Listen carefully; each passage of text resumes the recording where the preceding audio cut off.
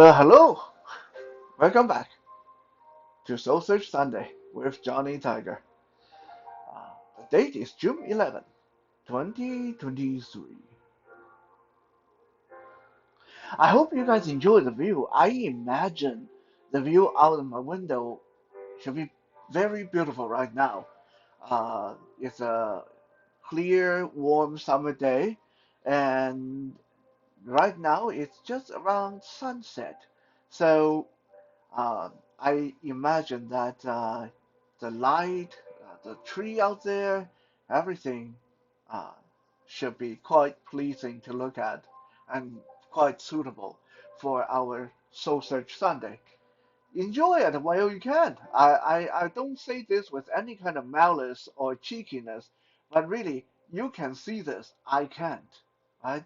So please enjoy this view for me. Uh, I uh, honestly feel that, sometimes it is a little bit sad that when I know it's so beautiful out there like this, I can't see it. But uh, hopefully, by aiming my camera outside, uh, this will give someone somewhere some kind of enjoyment and peace.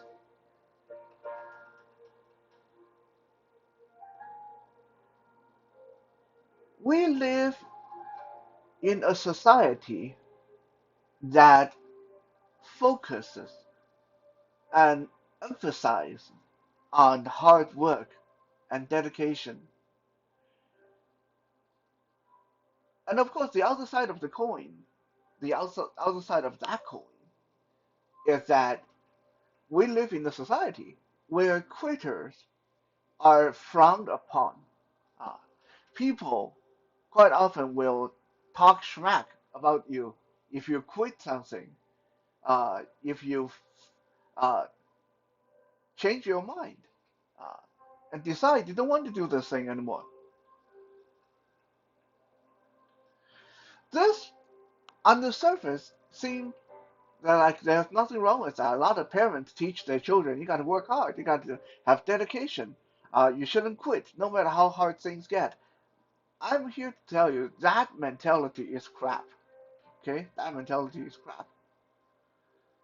Why is it that we should be hardworking and dedicated and all that stuff, even when we realize that we are unhappy? Why should we stick to something, even though it is slowly killing us from the inside and wasting the precious time? Because all of us, all of us human beings, all of us living things on this earth have a set amount of time. So every minute you waste on doing something that is not making you happy, that is not going anywhere, is every minute of your life that you're wasting. Now, some people may say, well, Johnny, this is weird coming from you because you are very hardworking, you are very dedicated, very stubborn, very tenacious.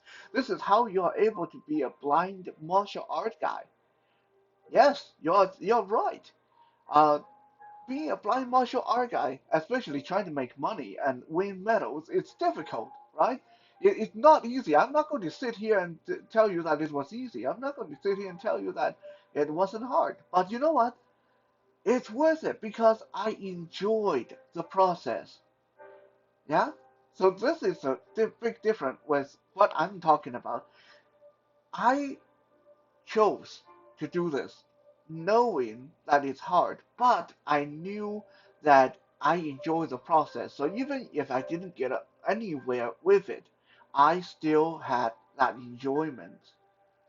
The fact that I got a certain tiny bit of success out of it was incidental. That's a cherry on top. That's not the main goal. And some people say, well, Johnny, how about your making documentary movies and uh, being a counselor, all that stuff? All those are dedication, hard work. Yes, they were, and they were. Unfortunately, unfortunately, there were many, many other projects, goals, ambitions that I had that I equally put in hard work and dedication, and they failed. Right? The what you see today of what I do is a tiny fraction of the amount of things I tried. And the majority of things I tried, either I stopped doing it in time so I wouldn't waste any more time on the wrong project, or I followed the path to the end and then found myself in a dead end. It didn't go anywhere. Totally failed. Okay, wasted 2 years of my life. Now move on. Okay, so while people like to tell you hard work is key, dedication is key, always remember this. When someone succeed because of hard work and dedication, there's usually 1,000 people who put in even more dedication and more hard work and they fail. It's sobering, it's depressing, but that is the truth. So I'm not here to tell you don't try. I'm not here to tell you that trying is bad. I'm not here to tell you that you shouldn't have dedication, you shouldn't work hard. But today I want to talk to you about maybe the flip side of that. I want to talk to you about why just working hard and just having dedication is simply not enough. And if people tell you that you didn't succeed because you didn't work hard enough, discard that, because that kind of talk is simply victim blaming. I'm not saying that it's not true sometimes. Sometimes it is true. Sometimes when someone fails, it really is because they didn't try hard enough. But I believe majority of the time it really is because that it wasn't meant to be. What they were working on, what they were dedicated to. It just wasn't meant to be. They were unlucky. They didn't run into the right circumstances. They didn't run into the right people. That's all.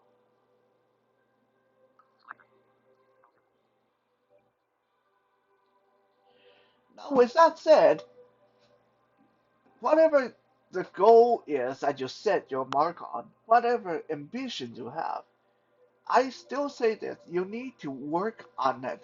You need to work hard, you need to have dedication, but you need to give yourself kind of a time limit. Right? It cannot be endless hard work. It cannot be endless dedication. Cannot be endless blind loyalty to the project, to the cause. There has to be a fine line, and you need to know this in your mind. Okay? When I tried to become a novelist, when I tried to be published, oh, so many years ago. This was way back, I think like 2010, 2009, when I tried to be a novelist. I gave myself 1 whole year. I stopped working. I had enough income at the time. I knew I would be fine. Life would be hard. I would have to live very, very lean. But I could put all my attention on trying to find a publisher in that year. And I said to myself right there and then, 1 year, and that's it. After 1 year, if we make it, we make it. If we don't, then we have to get back to work.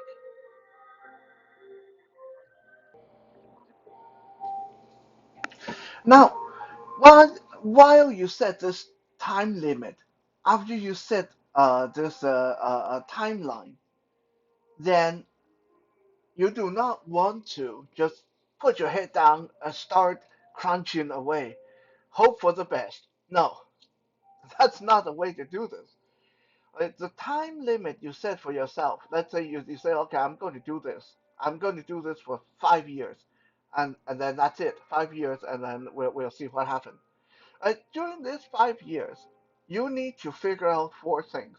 There are four very important things that you need to figure out for yourself before your time is up. Because at the end of your 5 years, at the end of whatever amount of time you set for this project, you need to be able to assess, did you make the right decision? So today we are going to talk about these four elements, these four things that you need to figure out while you are doing your dedication, while you are doing your struggle, while you're working hard, while you are doing all the stuff that society tell you you're supposed to do. The four things that are going to help you ultimately find the right path and reach that success that you're looking for.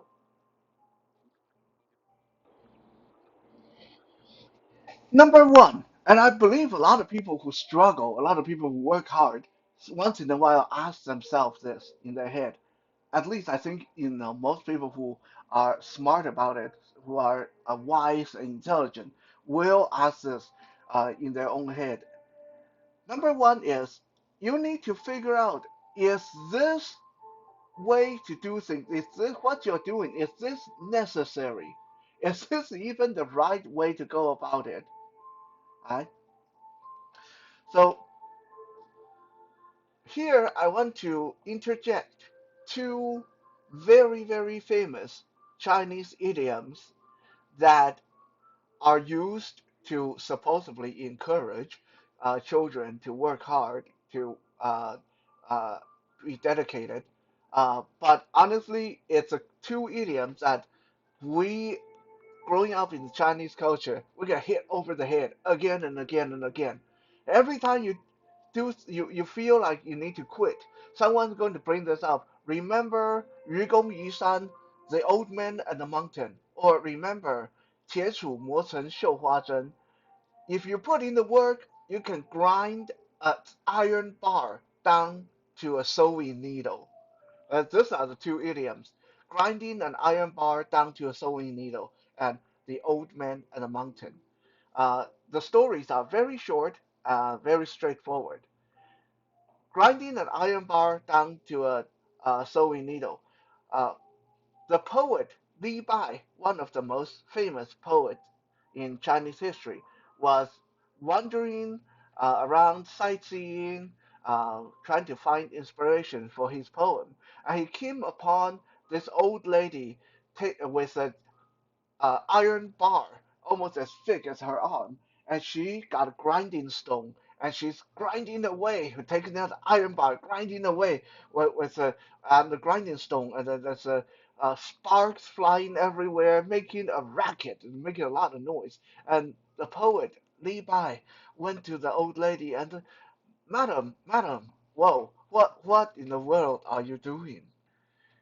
And the old lady said, I need a new sewing needle, but I don't have a new sewing needle. All I could find around the house is this iron bar.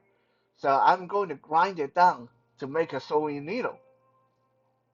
The poet said, how long is it going to take? This thing is almost as big as your arm. How long is this going to take? You're going to make a sewing needle out of it. And the old lady looked at him and said, hey, don't knock it. As long as I keep trying, eventually I'll get my sewing needle. And supposedly this inspired the poet Li Bai into working hard at his poetry and project. Okay, good for him. But honestly, this is crazy, right? Okay, uh, using this to try to inspire your children is utter nuttiness. This is nonsense. Why? A lot of people say, well, what's wrong with that? It is really inspiring. The old lady was talking about persistence and dedication. No, it's crazy. It's stupid. Why is it stupid? Because if she just went to the marketplace and traded in that iron bar, she would end up with 1,000 sewing needles, probably more, within 2 hours. Instead, she's going to spend the rest of her freaking life grinding away at that iron bar and probably never end up with her sewing needle. So the story itself is flawed, the logic is flawed, the whole idea is crazy. Uh, so this is idiom number one, supposedly very positive, very inspiring, but honestly, it's just crazy and stupid. Idiom number two, the old man and the mountain. 愚公移山. This is another big one that we get hit over the head with all the time. That if you think something is really difficult and you think you might need to quit, someone's going to say, "Remember the old man and the mountain." You need to be like 愚公. You need to have that kind of dedication. Okay, so what is the story behind 愚公移山? Thousands of years ago, there was an old man by the name of Yu Gong, and Yu Gong lived uh, behind two big mountains. So any time for Yu Gong to go to the marketplace, he had to go climb up one mountain, climb down one mountain, climb up the other mountain, climb down the other mountain. So it's a big, big trip for him and his family to go to the marketplace. So one day, Yu Gong decided, the hell with this. We are going to move the mountains. So he started out in the morning with shovels and baskets. And he had his whole family working with him. They would shovel out the rock and the dirt and then use the basket to move it down the road. So they moved the mountain one basket at a time. Gradually, even the gods and goddesses got fed up watching him. And the gods and goddesses came down from the heaven and said, "Hey, old man, what are you doing?" And Yu Gong said, "I'm so annoyed with these mountains. They're blocking our path to the marketplace. So I'm moving the mountain that you put here." And the god said to Yu Gong, Do you realize what you're doing? This is crazy. Like, how long is this going to take? You'll never make it." And Yu Gong said, "I'm not scared. As long as I keep at it, and my son keep at it, and my grandson keep at it, and my great grandson keep at it, and their children keep at it, generation after generation after generation, we will eventually move the entire mountain." Again, is this stupid or what? If you are so fed up with the mountain, why don't you just move your family closer to the marketplace? But instead, you want to prove to the world that you're so dedicated, you're so badass, that you would use the rest of your life and you would convince your family and your younger generations to do the same stupid thing over and over and over again just to prove a point. And that point does not have to get proven. Right? You just move your family closer to the marketplace. End of the story. So these two idioms, grinding the iron bar down to a needle and moving the mountain, they sound great on the surface. They sound inspiring as hell on the surface. But when you really think about it, they are flawed, crazy, very stupid. And a lot of time, before we commit our whole life, our energy, our friends, our money to a project, you need to assess, is this the only way? Is this the smartest way? Is this really necessary? Am I suffering this? Is it necessary that I suffer this?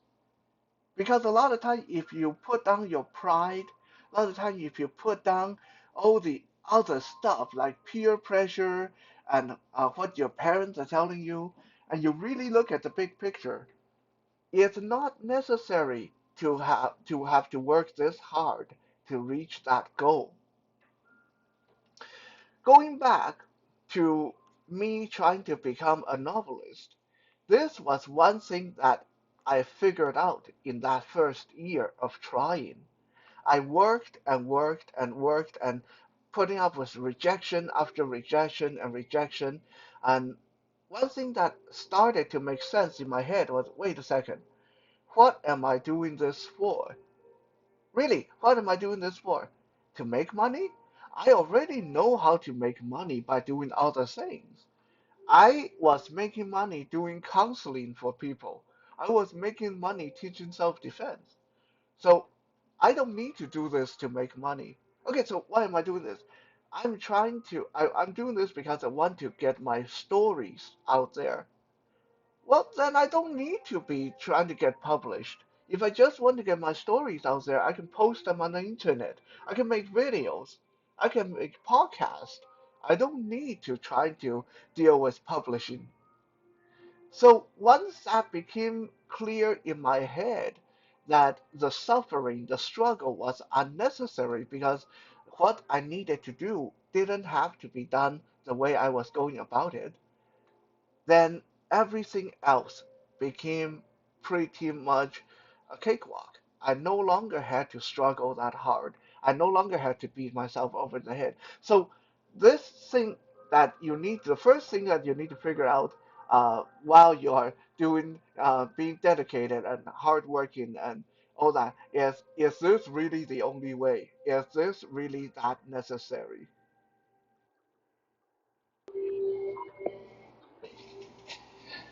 The second thing that we need to figure out while we are crunching away at working hard and being dedicated is the goal even probable? Like what is the probability we are working with here? I did not use the word possible because if I use the word possible, someone is going to come back and say anything is possible. Yes, okay, fine. Anything is possible. But what is the probability of your whatever it is you're trying to do? Okay? There were many, many, many emperors in the old days, at least in Chinese history. I don't know about kings and queens from other culture, but there were 5,000. There was 5,000 years of Chinese history. There were a lot of emperors, and many of these emperors they had influence, they had money, they had authority over life and death, they had anything a person could ever want. And these emperors dedicated their life to doing one thing, which was to find the fountain of youth. They paid treasures, lands, money, and they sent out military might all over the place looking for fountain of youth. Did they ever find it? No. Why? How come in this case dedication and hard work didn't do anything? Because what they were looking for is not probable, didn't exist to begin with. Okay, is this possible? Is it possible that there's going to be fountain of youth sometime, maybe in the future? Yeah, I will say anything's possible. Maybe one day our scientists will crack the code, and then a human can live forever. I don't think that's going to be a good thing, but anyway, it's definitely possible. But was it probable that these emperors would find it? No. So while you are working hard, struggling, working, trying to be all dedicated and loyal, think about it. Is this thing you're trying to do, is this probable? What is the probability that this is going to get done?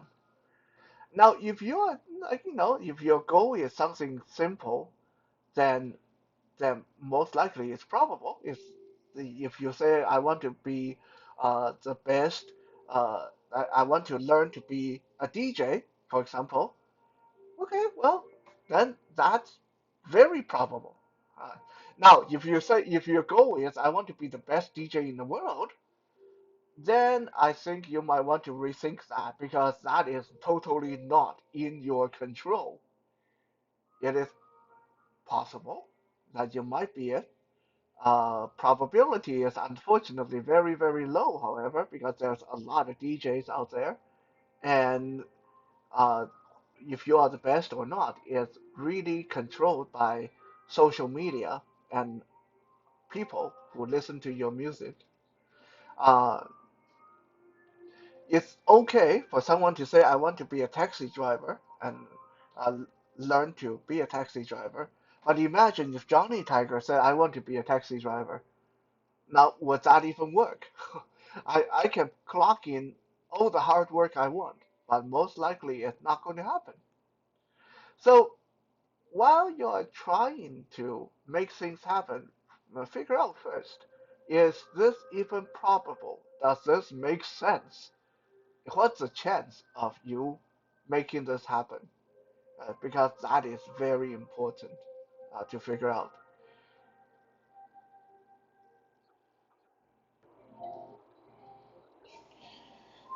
So that leads us directly into number three. The third thing you have to figure out is okay, now we figure out that this is necessary, this suffering is necessary because everybody who want to become a bus driver, let's use bus driver as an example. Everybody who want to become a bus driver have to go through these steps. So, okay, we figure out this is the way to do it. We are not doing anything wrong. And then we also figure out, okay, becoming a bus driver is it's totally probable. There are a lot of people who pass the exam, a lot of people who get the right permit. So there's nothing wrong with that. So now we look at number three. Is this the right thing for you? And this is really big because a lot of people get hung up on this one. A lot of people get hung up by pride and the need to prove to other people that I can do it. Don't do this blindly. And if I could, I would put the blindly in big letters right here, right? Don't do this blindly because this is where you are going to end up wasting a lot of your time, a lot of your effort, maybe your whole life, trying to prove a point, like Yu Gong trying to move the mountain. um, so going back to the bus driver example, we figured out bus driver everybody's doing it this way. So this struggle, uh, taking courses and figuring out the road and stuff like that, it's necessary. Okay, so that's fine. And then we figure out, yeah, a lot of people become bus drivers, so probability is high. We are good. Number three, is it for me? Well, I am blind. I am totally blind. I can't see shit. What? So obviously, being a bus driver is not going to be for me. It's not the right thing for me. So you need to figure out is this the right thing for you. And the moment you know for sure that this is not the right thing for you, you might want to stop wasting time, stop wasting effort, and go do something else instead. Let me give you a real life example of a person that almost everybody know. Yao Ming, the Chinese NBA player, Chinese basketball player, very successful. We are all very proud of Yao Ming. Now, when Yao Ming first started out in his sports career, he wasn't a basketball player. When Yao Ming first started out, he was playing water polo. As he was playing water polo, he worked just as hard, probably harder than other teammates, but he sucked at it. He wasn't very good. And eventually his coach even came and told him, "You are too big, you're too tall to be good at water polo. You're too slow in water. There's too much of you. You can't move fast in the water. So you might want to go do something else." And Yao Ming took the advice and left water polo and went into basketball. If Yao Ming decided to stick to his gun and say, "I started as water polo, I'm going to die playing water polo, I don't care what you guys say, I am going to work hard, as long as I work hard, I'm going to," no, he would probably never get anywhere because he really is too big to get anywhere with that sport. So this is one example of someone smart enough to realize, hey, you know what? I really am not meant for this. So let's go do something else. Was he a quitter? Yes, he was a quitter, but he was smart.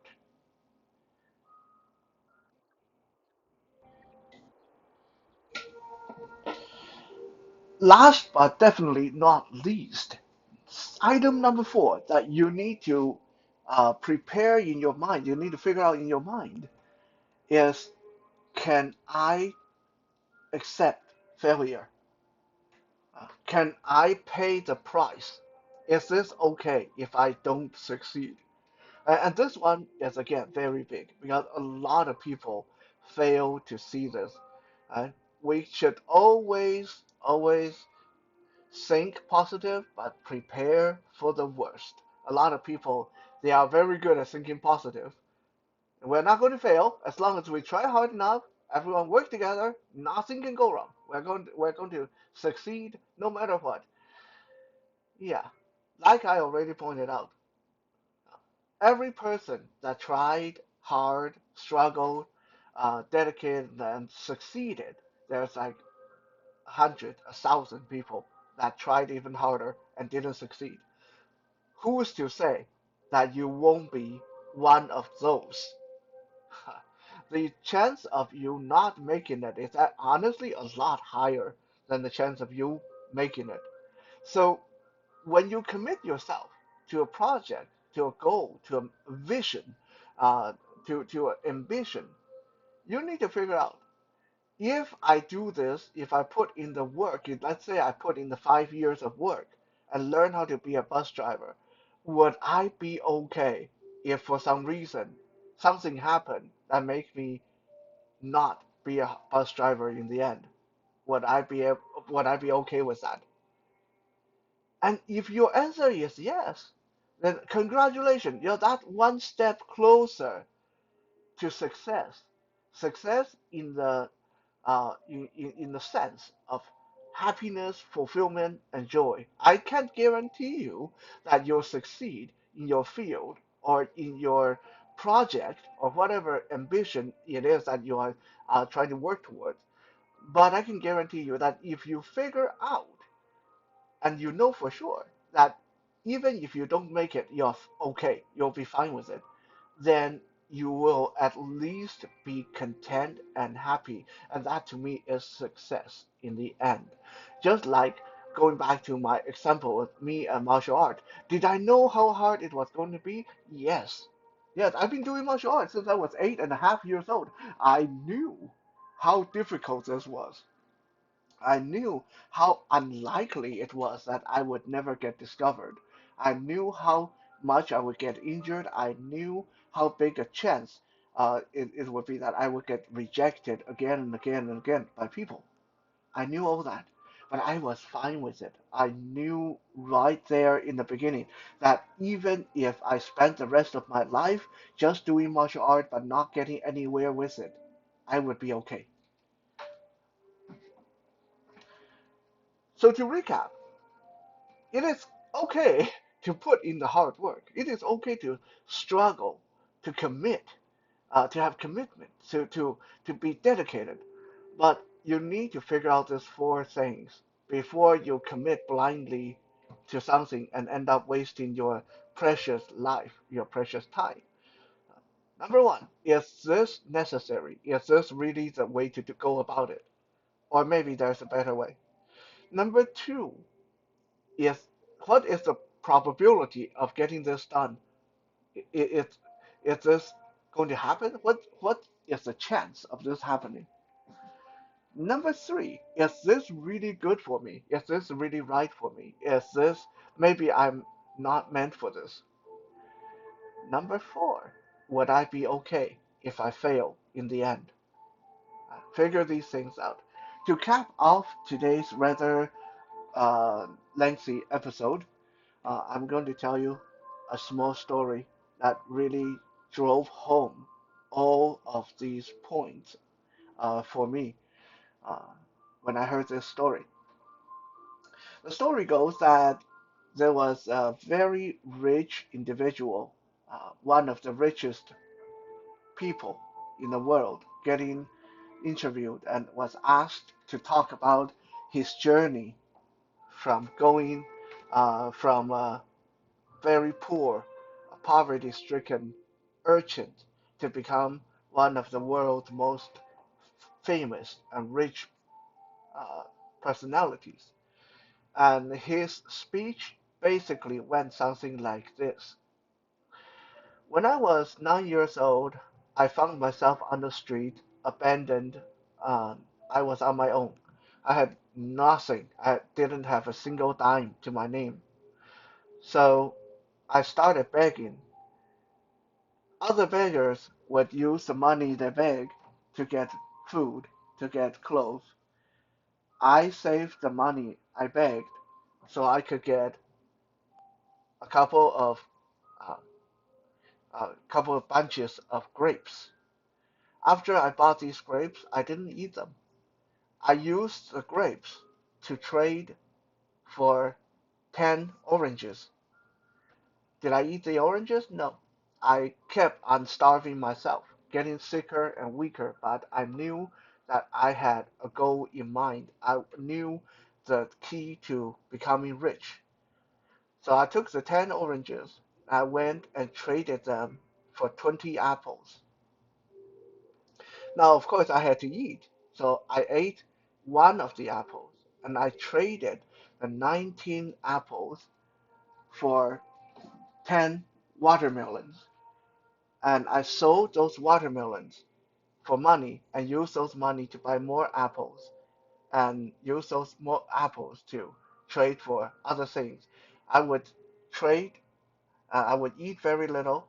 I would trade and sell, buy more, depending on what I noticed was cheap to buy and what was good to sell. I did this. I lived on the verge of starvation, you know, dealing and trading and selling and buying for the next 25 years. And here he paused, as if remembering those tough times. One of the reporters asked him, "So is it because of all the hard work you put in trading and selling things and starving yourself that you are able to be so rich today?" And the person said, "Not really. I mean, it kept me alive, so I guess it was contributing to me getting to be where I am today. But honestly, I did this for 25 years, and then one of my rich uncles died and left me his fortune. So you see, in the end, becoming rich had very little to do with the hard work that he put in initially for 25 years. Like he said, it kept him alive, but if his uncle wasn't rich or his rich uncle didn't die, he probably would have never made it to be rich in the end.